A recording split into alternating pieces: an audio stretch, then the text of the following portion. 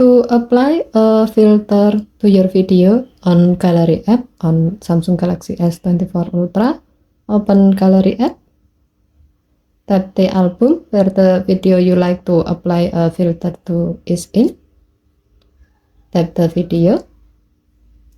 Next, tap the pencil icon at the bottom of the screen to go to the edit screen. Tap the filter icon at the bottom of the screen. By default, your video doesn't use any filter or use original. Tap each filter to see how the video will look like when the selected filter is applied.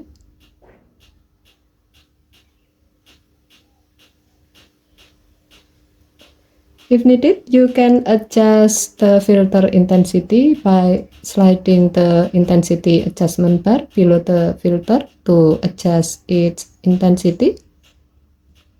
If you are satisfied with the result, tap Save to save the change and apply the selected filter to the video.